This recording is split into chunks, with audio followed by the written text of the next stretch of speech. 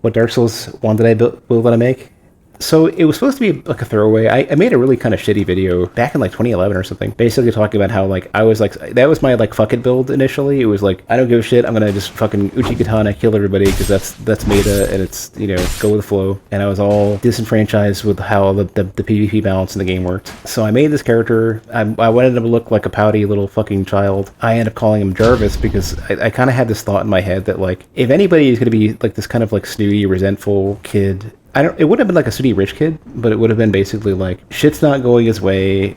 He is such his personal situation may not be that great, even though he doesn't need to be as like upset about it as it is. He's just like not putting up with this shit. For a while I was using just like I guess it was like Grass Crash Shield Chaos Uchi or something like that. I don't remember exactly what. I would say a long-term friend, one of my longest term viewers, somebody who used to play one of the games that I worked on, had kind of pointed out like, oh, you know, have you really like looked into thrusting swords? Because rapiers are really great in Dark Souls, or not Dark Souls 1, Demon Souls, and those were kind of like meta weapons. And I started looking at them, and like the initial thing was like, okay, it's good AR and crits, and okay, well I want to convert this thing into like spellblade. I wanted to do basically like a Dex-Caster because I like the magic stuff. I don't think I was relying on Crystal Soul Spear because I wanted the extra casts.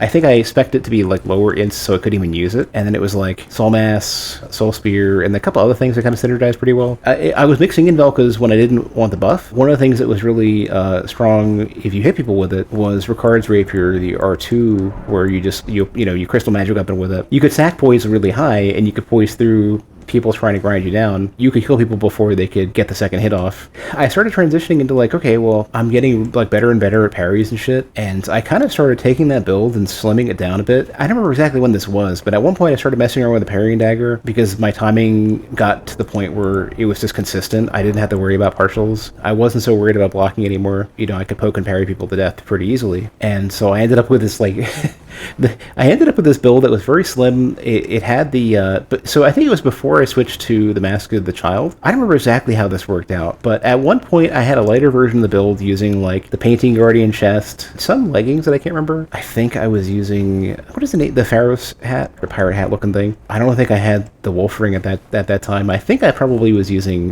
probably Hornet Ring, either Hornet and Bellowing Dragon Crest, you know, Chloranthy, and one of those. I don't remember exactly how this was set up. I was using that for a while, and that was the build that like the few times I did get into duels, that was more or less what I was using, and I would just walk into duels, fucking parry and rip people to death for hours on end. I'm probably never going to get that level of reaction quality ever again, both the timing and the accuracy of it, but I was crushing people all the time. But what ended up happening is that like when I realized how I got to the point of kind of hyper optimizing to like wander into people's like Undead Burg fight clubs and just clean house and like run out of humanities and shit, you know, quicker than I would die, I was like, yeah, I'm kind of done with this. I just want to invade.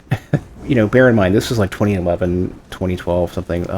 Another build I was messing around with was basically the original version of this type of build, the caster builds that I try to make. A lower level caster invader that was dicking around in the forest, and that was kind of where I kind of practiced sort of the strategy for doing a lot of these kind of guerrilla warfare style invasions and learning like, okay, well, there's no way you're going to damage race, there's no way you're going to fight somebody up close, you can't take a hit, everybody's like way higher level than you are. Rather than dealing with that, I eventually was like, okay, let me get back to some of the other invasions that I was doing. I was toying around with the build idea, and then the idea that I had for the most relevant version of Jarvis kind of came into my head of like, okay, well, I'm good with parries. There's ways to get your riposte damage really high. I can pivot stab very well, and all of the weird counter stabbing shit and all the stuff that prevents you from getting hit, pretty much. The Black Knight shield was very popular at the time. And I was like, how hard can we push this? So the Xbox 360 version of Dark Souls comes out. I eventually get a 360, and I find out that the 360 version has lower latency and like lower input delay than the PS3. It runs slightly better. I could very easily like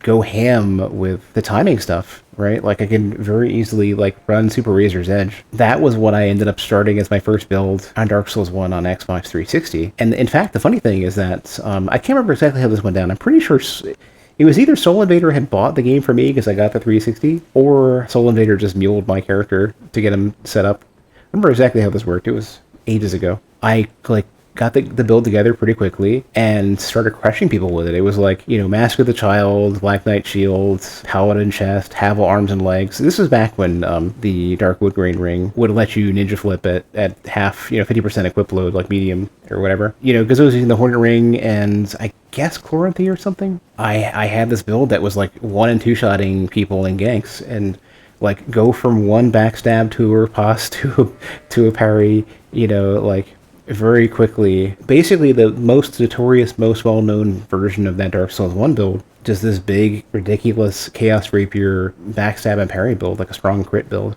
So the other build that I made, the one that was popular, the big spellcaster in Dark Souls 2, was sort of the evolution of what I was messing around with in Dark Souls 1. What was good about that build, you had a lot of very strong overlapping effects. The build that I was using in Dark Souls 1 started as like a low, I think it was like level 28, like a forest invader, just like I stopped in the middle of a playthrough and was using like a couple soul arrow and like, I guess like maybe like regular soul mass or something. And that was the one I was like kind of doing this like guerrilla warfare in the forest and kind of getting my feet wet with that sort of thing. What ended up happening was that I was like, okay, well, like let's take a different take on this. Why don't I just see how strong we can push spells at low level? So I think I had like a level 60 build. I think it was like Duskcrown Ring and Bellowing Dragon Crest or something. And then the Crown of Dusk helmet, I think, and like nothing else.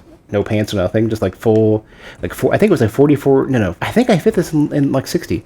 I think it was like 44 ints and 30 faith, or 28 faith, and I was like 60-ish or something. It was like whatever was achievable with a sorcerer around 60-ish. And so like the spell slots that I had, I think I was, I think I was just using regular Soul Spear, so it might have been 36. Like 2 slots of Soul Spear, like 1-ish of one of the Soul Masses, 1 or 2-ish. Wrath of the Gods, I was using Tranquil Walk of Peace and Dark Beat. I think that was the build. What would end up happening was like I could, like if anybody chased me down, I could get them stuck with Tranquil Walk and just like nuke them down. But more often than not, it was like very creative use of like soul mass and kind of wiggling into the angle that would hit them. People, like if people got close, they'd be hit with Dark Bead. I could very easily get the timing for Dark Bead, plus turning around for the soul mass.